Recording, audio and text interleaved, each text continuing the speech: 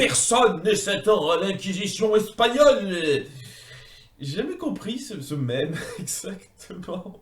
Je sais que ça vient d'un sketch des Monty Python et c'est fait partie de ces espèces d'absurdités de leur humour qui me passe un peu au-dessus de la tête. Mais disons que dans ce cas, c'était un petit peu à propos d'y faire référence, puisque ouais, c'est des Espagnols qui foutent tout en l'air, quoi, en gros. Hein. Qui déboulent tout le statu quo, qui disent ok, on va buter quelques persos, on change totalement la tonne, allez, au revoir. Et comme l'épisode précédent, il n'y a pas énormément de choses à développer en soi, parce que le résumé va être assez rapide. Alors, la première chose que je trouve un peu drôle quand même, c'est que on va faire en parallèle Flint et Eleanor et Silver qui découvriront ce qui se passe, l'attaque des Espagnols dirigée par Rogers, avec un temps de latence très différent parce que d'un côté il y a juste Flynn qui taille le bout de gras avec Jack sur la plage. Et c'est tout ce qui se passe avant qu'ils apprennent la nouvelle. De l'autre côté, Silver, il a eu le temps de faire amener Billy à l'ancienne plantation où il y a les esclaves qui vont se venger de lui. Il les met en pâture aux esclaves pour pouvoir se faire pardonner. Il y a l'ellipse qui se passe où il a fini de se faire torturer par les esclaves. Et il a le temps de faire un petit colloque rapide avec Julius qui s'est rendu par ici pour essayer de voir s'il peut pas rabibocher les morceaux. Julius qui a quelques petits doutes, hein, qui dit est-ce que c'est sûr là, on sait que vous tenez pas toujours parole, quoi, vous trahissez parfois vos amis, donc pas sûr pour ça, donc il y a cette espèce de doute qui se crée, mais c'est là que oui, il avant de l'arrivée des Espagnols, donc ouais, il y en a un qui a pris ça très vite, et l'autre il a eu le temps de faire pas mal de trucs, quoi, et donc il y a euh, tout simplement cette situation où c'est la panique, les Espagnols sont là, ils veulent tout raser et rien à foutre. Et Rogers va s'en mordre un petit peu les doigts puisque il fallait que ça tombe, pas de veine, hein, c'est très mal goupillé, sur un moment où Eleanor était de sortie. Durant tout le reste du temps, avant, en ce moment-là, elle n'était pas de sortie, elle était dans ce fort et donc elle était protégée dans un sens, mais là elle est pas dans le fort, elle est sortie donc.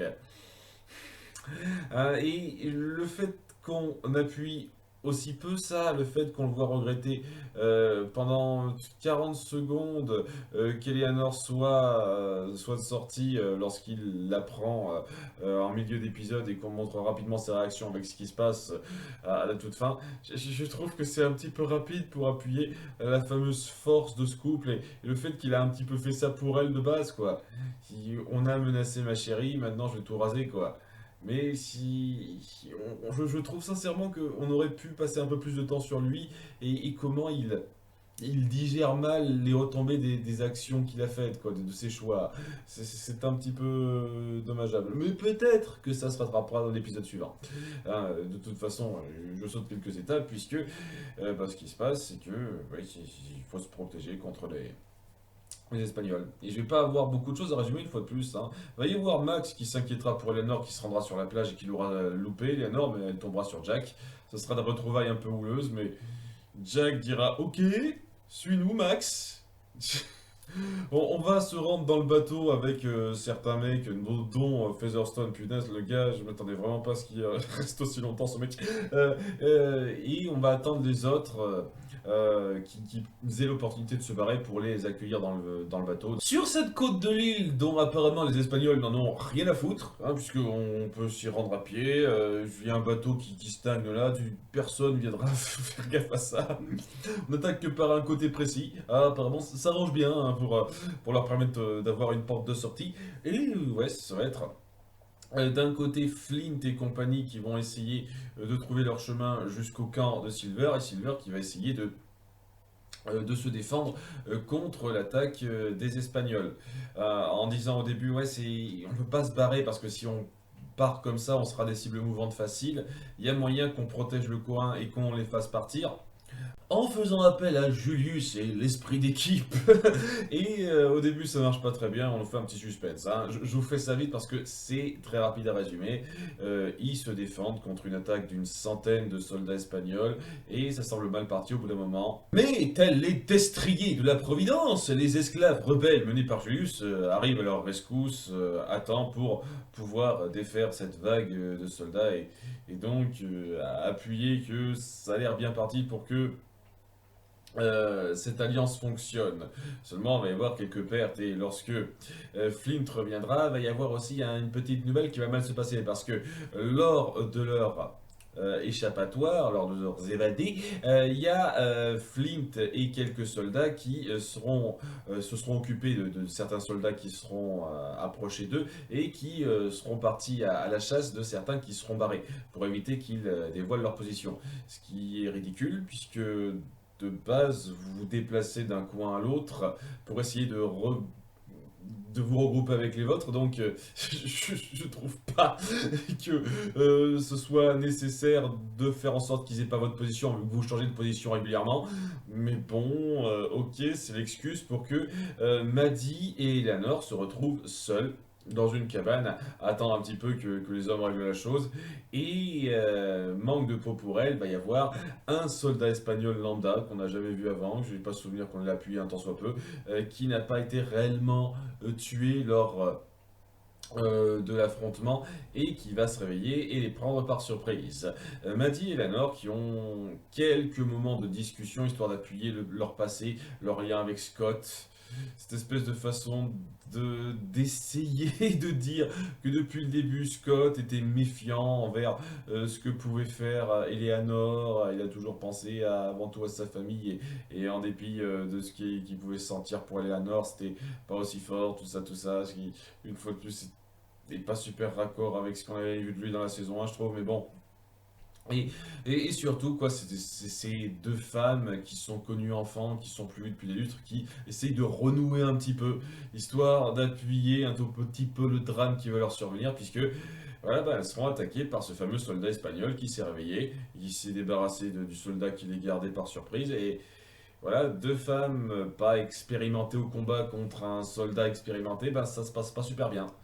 Yamadi qui essaie un petit peu de se défendre, mais elle se fait vite totalement assommer de façon violente, elle saigne bien. Et Eleanor se défend un peu plus longtemps, hein, avec ses capacités. C'est pas la joie, quoi. Elle se fait grièvement blesser et à la fin, elle parvient de justesse à brûler le gars, ce qui met la cabane en feu, alors qu'elle ne peut plus sauver Maddie, qui est totalement assommée, peut-être même déjà morte. Et c'est là qu'on nous balance de façon assez froide, une fois de plus, la mort de deux personnages super importants. Et autant pour Eleanor, parce qu'on fait un petit peu de drame autour d'elle, quoi. On la voit sortir de la maison, il y a Flynn qui lui fait un mensonge pour lui faire croire que Rogers n'est pas derrière tout ça, alors qu'elle rend son dernier souffle. On met un tout petit peu les formes pour la mort d'Eleanor. Un tout petit peu. Par contre, Mathis, c'est vraiment que tu une mort comme ça, quoi. La mort secondaire d'un côté, histoire de dire tu merde. Voilà. Et même les retombées sur les autres personnages, je trouve pas qu'on les a appuyés plus que ça. Alors, c'est pas un problème grave ici, mais c'est ce genre de choses qui vous fait pas vous investir ultra émotionnellement dans la mort de vos personnages quand vous les traitez aussi froidement, en fait. Parce que, ouais, m'a dit, je trouve ça un peu grave de traiter sa mort aussi promptement, en fait. Tu vois, ils sont mortes, et c'est un drame un peu rapide. Même à la fin, comme j'ai dit, avec Rogers qui découvre le cadavre de sa femme, c'est très vite montré. On montre à peine sa tristesse en fait et comment il vit ça et à la limite ça peut se justifier et se compléter dans l'épisode suivant, c'est tout ce que j'espère. Mais sur le coup, il y a vraiment un manque de drame dans cette histoire. Même quand Flint finit par retrouver les siens, ils auraient pu directement partir, retrouver les siens sans chasser ces quelques soldats qui pourraient donner leur position une fois de plus. Bref, il retrouve Silver et compagnie après ce combat assez dantesque qui leur a coûté pas mal d'hommes et il lui apprend la nouvelle. Il est un petit peu dévasté par ça, mais c'est pas non plus montré de façon ultra poussée et ils finissent par se rendre compte qu'ils sont dans la merde et qu'ils peuvent pas rester.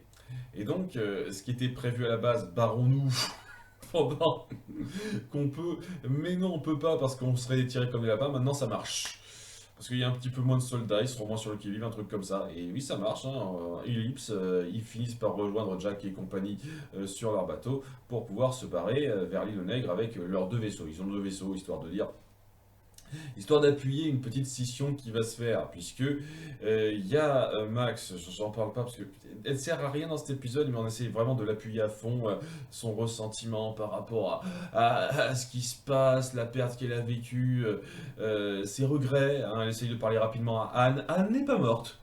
Voilà, comme elle cuve un petit peu de ce qu'elle s'est tapé il y a 2 épisodes de ça, donc elle est quand même encore salement amochée, mais elle est pas morte, elle la prend en grippe rapidement alors qu'elle essaye un peu de faire amende honorable auprès d'elle, et ouais quoi, elle se sent un petit peu mal, Max, et à la fin elle dit à Jack, ok tu sais quoi, votre plan c'était de la merde.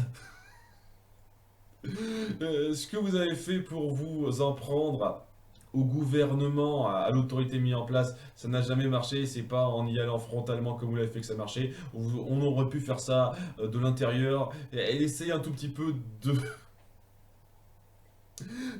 se hisser en grande stratège qui avait tout compris depuis le début. Moi, j'avais compris qu'il fallait les attaquer de l'intérieur et être de leur côté pour pouvoir changer le système, tout ça, tout ça.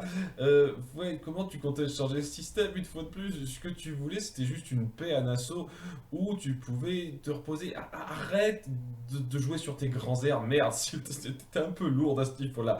Mais bon, elle est vénère parce que oui, son amie Eleanor, maintenant qu'elle aime totalement maintenant. Hein, il y a eu des hauts et des bas, mais maintenant elle l'aimait beaucoup au moment de sa mort. Et ben elle est morte. Voilà, et donc elle en veut totalement à Rogers. Elle se dit ok, je vais faire en sorte qu'on ait quelque chose contre lui. Et c'est pas avec Flint et son approche très directe qu'on va y arriver. J'ai un plan. Allons nous rendre chez le grand-père d'Eleanor pour faire quelque chose. Je sais pas exactement le convaincre d'ameuter une flotte lui aussi, parce qu'il a cette capacité-là, carrément. Et puis, j'imagine qu'Eleanor a dû quand même te faire part de la chose, mais elle est mal vue par son grand-père, et la seule chose qui lui donnait une opportunité, peut-être de l'atteindre, c'est de le faire savoir qu'elle était avec la noblesse, entre guillemets, la haute distinction de l'armée britannique avec Rogers. Et étant donné que ton but c'est de t'en prendre à Rogers, et maintenant Eleanor va être juste considérée comme une pauvre femme qui est morte et qui n'est pas attachée à quelqu'un de haut placé, comment tu comptes le convaincre exactement? Je sais pas. J'ai du mal à voir ça aller très loin en fait. Et si ça se fait, ça risque d'être assez forcé. C'est le truc que je trouve un petit peu gros quoi. Mais bon quoi, elle décide de lâcher Flint et Jack la suit direct. J'ai une idée, suis-moi, dit ok. Alors, on revient à la dynamique de la saison 2, c'est-à-dire, ouais, vous vous souvenez de ce trio-là, ouais, c'était pas du tout le meilleur point de cette saison 2 pour moi, et apparemment vous voulez remettre ça sur le tapis. Voilà, il va être Jack, Max qui a toujours les meilleures idées et qui gère les trucs, ok, c'est bien. Et Anne qui sera vénère de ce qui lui arrive parce qu'elle sait pas bien gérer ses émotions, sans doute. Hein. On va rapidement nous faire un petit rappel à ça, c'est... Je sais pas, je sais pas. Sinon, ouais, donc, alors qu'elle part dans cette direction-là, il y a Silver et Flint qui se sentent un petit peu trahis et seuls. Surtout Flint qui est un peu, une fois de plus, dévasté par ce qui lui arrive. Hein. C'est pas parce qu'on le montre pas de façon ultra dramatique et poussée qu'on le montre pas. On le montre. Hein. On essaie quand même d'appuyer ça. Et Flint qui se sent désolé pour Silver en disant je vous assure que j'ai tout fait pour la protéger. Pas tant que ça. Quelle décision extrême t'as prise pour essayer de la protéger? Rien de précis, quoi. C'est vraiment des paroles en l'air que tu nous balances, mais bon. Ils sont un petit peu dévastés par ça, surtout que oui, Jack les a lâchés. Mais lorsqu'ils se rendent sur l'île des Nègres Marrons, ils se rendent compte qu'il y a énormément de gens qui sont amassés ici. D'autres esclaves venus d'ailleurs, des pirates qui ont entendu la légende, comme quoi Nassau a été prise et qui se disent non, on ne peut pas pas accepter ça. On veut tous se regrouper sous la bannière de Silver et Flint pour pouvoir régler cette injustice. L'âme des pirates, l'âme des esclaves, tous ensemble, change the world, make it a better place, tout ça. C'est... Ok, sans doute que les discours qui ont été faits, les actes qui ont été faits, ont permis d'inspirer pas mal de monde. Je dis pas que c'est une seule seconde que c'est incohérent. C'est juste un peu rapide. Et c'est une fois de plus la chose que j'ai reproché à cet épisode, beaucoup de choses se font rapidement en fait. Le conflit, dès lors qu'on met en place les combats en soi, ils prennent le temps d'avoir leur ampleur, ils sont très bons, mais dès lors qu'on met en place les développements et, et les changements de statu quo, ça va tellement vite. Voilà, Eleanor et Imadi sont mortes à cause d'un soldat pégu espagnol qui passait dans le coin, ok.